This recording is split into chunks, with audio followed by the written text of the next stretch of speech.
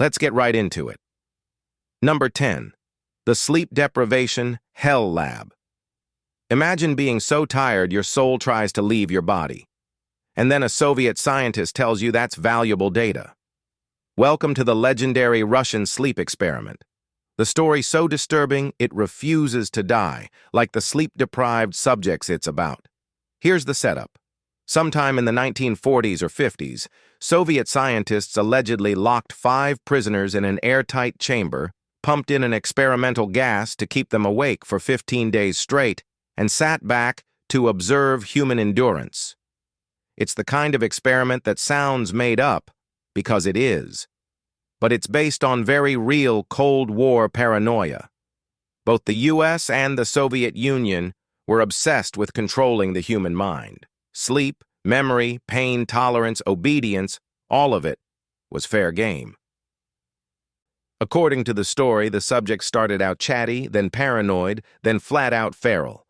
By day 5, they were screaming non-stop. By day 9, silence. When scientists finally opened the chamber, they found mutilated bodies, missing organs, and men still somehow alive, begging not to sleep again. It's the kind of detail that makes you check your bedroom corners at night. Of course, historians call this an internet creepypasta, a hoax born from real historical context. But here's the creepy twist. Cold War scientists did run sleep deprivation tests. The CIA's Project MKULTRA and Soviet psychophysiology studies genuinely looked at how long a person could stay awake before they broke. Spoiler, it's not long. After 48 hours, your brain starts to hallucinate. After 72, it can't separate dream from reality. After a week, you're a walking nightmare factory with legs. So while the sleep gas story may be fiction, the truth is worse. No one knows how far some real experiments actually went. In the race for military supremacy, ethics were basically a rounding error. Your takeaway? Get 8 hours of sleep before your brain starts auditioning for its own horror movie. Number 9. The Radioactive Toy Factory. The Cold War was a time when everyone wanted nukes, and apparently no one wanted a Geiger counter. Governments were flinging radioactive materials around like confetti at a doomsday parade. The U.S. tested bombs in Nevada, the Soviets did it in Kazakhstan, and Britain literally irradiated sheep in Scotland to see what would happen. Spoiler, nothing good. But here's the part that sounds like satire. Between 1945 and 1960, both the U.S. and the USSR used ordinary people as test subjects for radiation exposure, often without telling them. In one infamous American study, scientists injected hospital patients with plutonium just to see what it would do. Meanwhile, Soviet factories sent workers home glowing with uranium dust like Cold War fireflies. It gets darker. In East Germany, the Stasi secretly built medical research facilities where radiation therapy was tested on unwilling patients, disguised as cancer treatment. In America, school children were served radioactive milkshakes laced with isotopes to study digestion. Yes, kids, milkshakes with uranium sprinkles. The logic? We need to understand the effects of radiation in case of nuclear war. Translation: let's see how much glowing juice a human body can handle before it starts humming. And remember those glow-in-the-dark watch dials? The ones with radium paint? Workers, mostly women, used to lick their brushes to keep them sharp. They thought it was harmless. Then their jaws started falling apart, literally, in a condition now called radium jaw. The psychological horror of it all? People trusted science. They trusted their governments. And that trust was weaponized in the name of national security. You can almost hear the propaganda slogans now. Safety through suffering. Basically, if you were alive during the Cold War and worked near a lab, you might have been an experiment and not even know it. Number 8. The Mind Control Playbook. MKULTRA. The name that sounds like a bad EDM festival, but was actually a CIA-funded brainwashing program so wild it makes Stranger Things look like a documentary. Here's what happened. During the height of Cold War paranoia, the U.S. learned that the Soviets were experimenting with hypnosis and psychotropic drugs, so naturally America panicked and said, "We can be unethical better." Thus, MKULTRA was born, a sprawling network of secret labs testing everything from LSD to electroshock therapy, often on people who had no idea what was happening. Subjects included soldiers, students, psychiatric patients, prisoners, basically anyone who couldn't easily say no. In one infamous case, a man named Frank Olson, a CIA employee, was secretly dosed with LSD by his colleagues. Days later, he fell to his death from a hotel window. The official story: suicide. The unofficial story: let's just say the CIA's moral compass was permanently stuck on experiment now, redact later. The goal of MKULTRA was to find ways to control or reprogram the human mind, to make someone spill secrets, obey commands, or even assassinate on cue. It was science fiction funded by tax dollars and executed by people who read too much pulp horror. The experiments were bonkers. Dosing people with LSD for 77 days straight. Sensory deprivation tanks designed to make the mind reset. Hypnosis paired with shock therapy to erase memories. In the 1970s, the truth came out. Sort of. Congress investigated, but the CIA had already shredded most of the files. Convenient. Psychologically, MKULTRA revealed one terrifying truth. If you can mess with someone's sense of identity, you can control them. The human brain is fragile. Trust, memory, perception, all of it is clay if someone knows where to press. The scary part? MKULTRA officially ended in the 1970s. Officially. Your brain might still be safe unless your coffee starts tasting a little too citrusy one morning. Number 7. The Plague Bombs of Unit 731. If there's a hierarchy of Cold War horror, Japan's Unit 731 sits comfortably on the throne of nightmare science. Technically, its worst crimes were committed before and during WO2, but the Cold War gave it an afterlife. Unit 731 was a covert biological warfare division of the Japanese Imperial Army. They experimented on human beings to test diseases, frostbite, dehydration, and chemical exposure. And when I say experimented, I mean vivisection without anesthesia, because according to their scientists, anesthetic affects the results. After Japan surrendered, you'd think the scientists would face justice, right? Nope. The U.S. quietly granted them immunity in exchange for their research data. Because the logic was, better we have the data than the Soviets. During the early Cold War, the U.S. used Unit 731's findings to develop biological weapons programs, including experiments with anthrax, tularemia, and plague bacteria. There's evidence that both the Soviet Union and the U.S. tested these pathogens in the open air. Imagine a secret weapons test where the wind direction determines who gets the flu, forever. What's truly chilling is the mindset. If the enemy might do it, we have to do it first. It's the perfect ethical black hole. Scientists on both sides justified atrocities because they were terrified the other side might be doing the same. And in that moral vacuum, you get plague bombs, literal ceramic bombs filled with infected fleas, designed to wipe out entire cities. So next time someone says science is neutral, remember Unit 731. Science might be neutral, but humans? Definitely not. Number 6. The submarine mind tests. Picture this. You're trapped inside a steel tube, deep underwater, surrounded by cold silence and other anxious men who haven't seen sunlight in months. Now add experimental psychology to that claustrophobic soup, and congratulations. You're part of a Cold War submarine test. The U.S. Navy and Soviet military both wanted to know how long humans could function under extreme isolation. Not physically, mentally. Because inside a nuclear sub, one emotional meltdown can turn mission control into group therapy gone wrong. So they built fake underwater labs, sealed in small crews, and observed them for weeks. Sleep patterns, paranoia, aggression, cooperation, Every twitch was recorded. The Soviets even created a psychological pressure chamber that simulated the stress of a real submarine mission.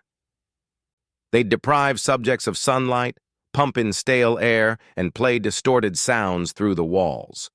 It was like being stuck in a haunted apartment with no exit. Results? Predictably awful.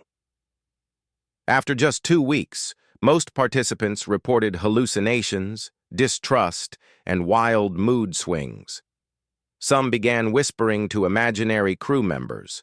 Others became violent over minor disputes, like who got the last cup of instant coffee. The human brain, it turns out, does not like prolonged sensory sameness. There's a reason solitary confinement is considered psychological torture, and these experiments proved it. The military learned valuable lessons, though, such as, maybe rotate your crew before they start naming the pipes. What's darkly funny is how they phrased the findings. Subjects exhibited symptoms of moderate psychological disorientation. Translation: they lost it.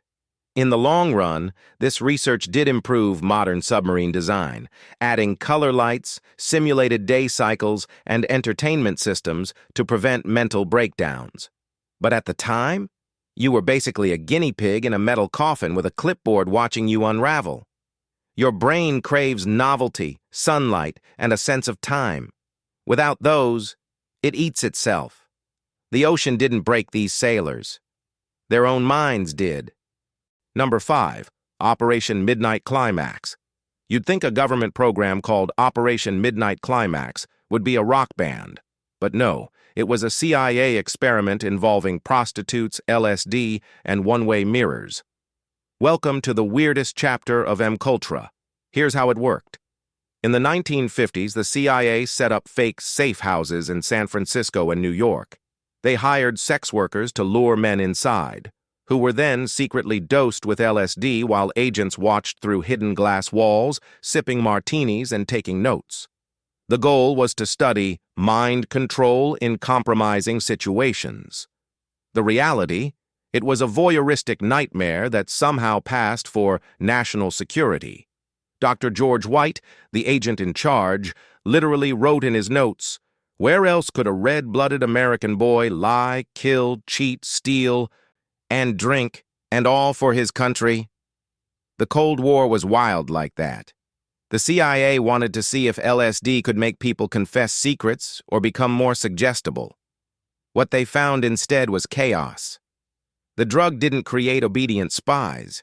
It created terrified, hallucinating civilians who thought they were dying mid-date. And the kicker? The CIA agents also started dosing each other, claiming it was for self-experimentation.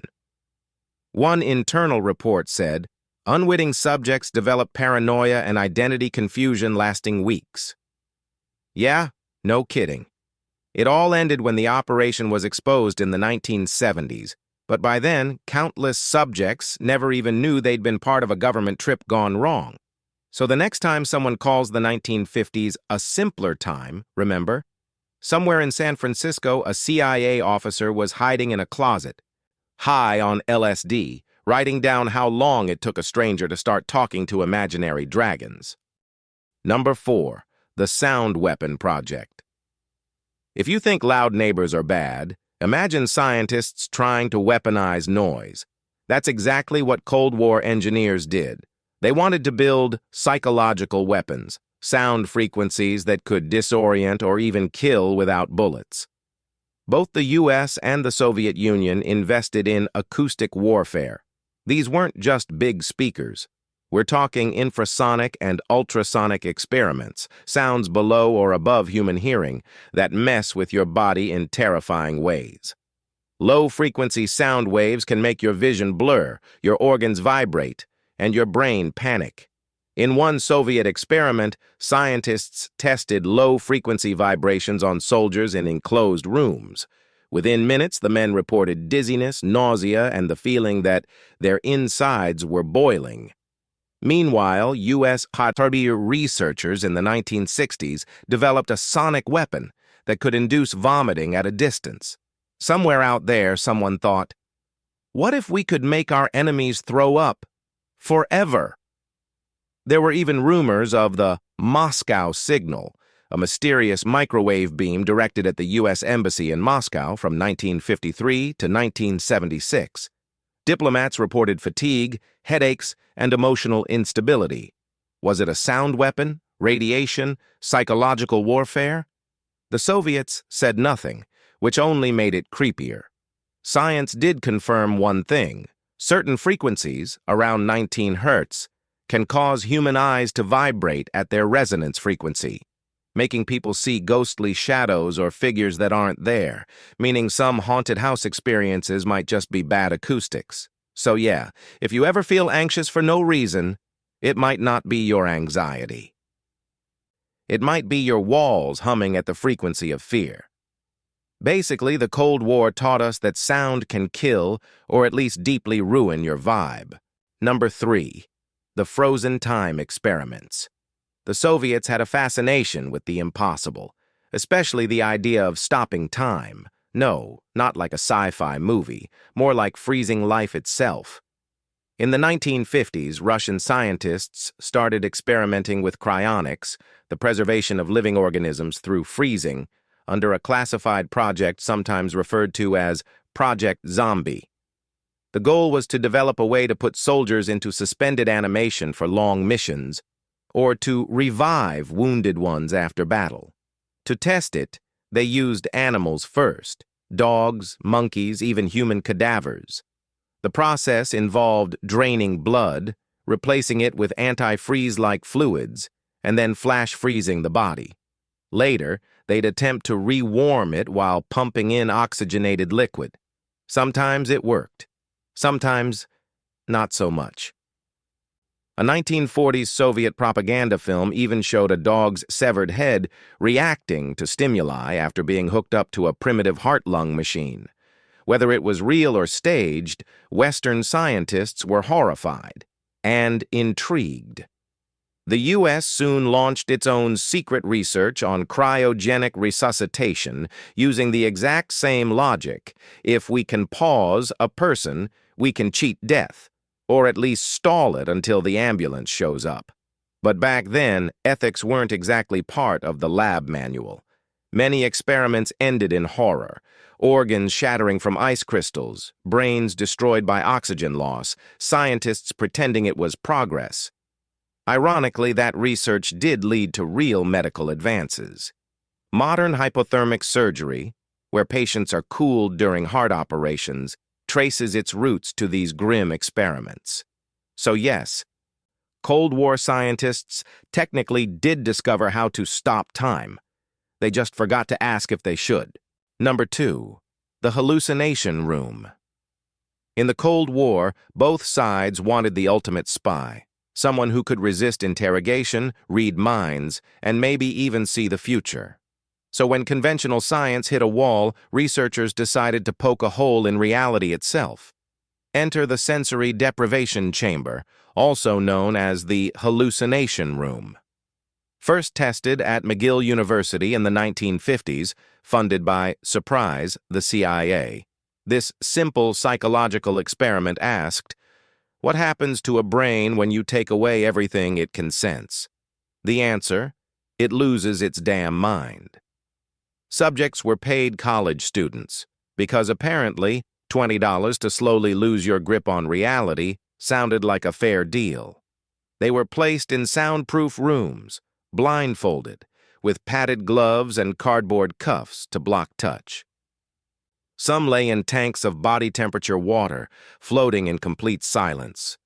At first, they relaxed. Then the hallucinations began. Faces in the dark, voices whispering their names. One subject reported seeing an endless parade of dogs marching in hats. Another saw a giant glowing clock floating in the air. After just a few hours, the brain starts inventing stimuli to fill the void, basically tripping on its own boredom. After a few days, subjects became paranoid, emotional, and begged to stop. The kicker? When these same volunteers were later shown propaganda films or interrogation scripts, they became way more suggestible.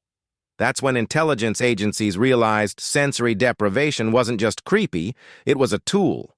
Break a person's sensory connection to reality, and you can rebuild their mind from scratch. This is the kind of experiment that starts with "we're studying the mind" and ends with "we accidentally invented psychological torture." The research continued for years, eventually influencing everything from solitary confinement design to, ironically, modern float therapy.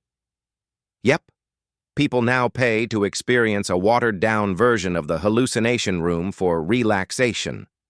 Science is wild.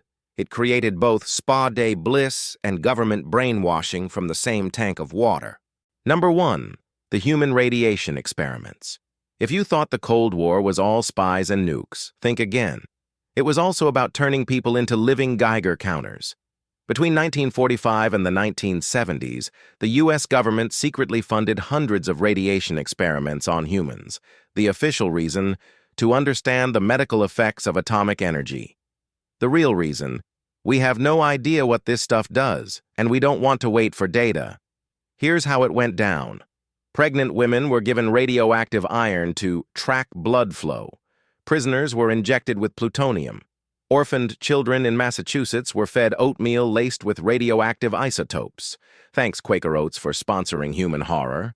They even exposed entire towns to radioactive clouds just to study fallout dispersion. One test in Utah blanketed rural communities with nuclear dust. The government called it safe. Decades later, those same areas saw massive spikes in cancer. The psychological layer of this is just as disturbing.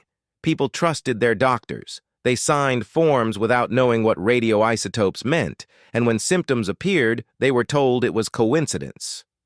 What makes this truly Cold War level creepy is the mindset behind it: knowledge at any cost. Both sides wanted to know how to survive nuclear war, but in doing so, they sacrificed their own citizens to study how humans die from it. And here's the twist: those experiments paved the way for today's radiation medicine and safety standards. Every life lost became a data point for someone else's progress. So next time you hear "for the greater good," remember, someone probably said that right before handing out glowing oatmeal. The Cold War wasn't just a battle of ideologies. It was a playground for mad science, where fear justified everything. Paranoia created progress, sure, but it also created nightmares with lab coats and clipboards. And maybe that's the real lesson. Humanity's greatest threat isn't what we build. It's what we're willing to do in the name of protection. That's all for today. I'll be making similar videos in the future. Subscribe to see them.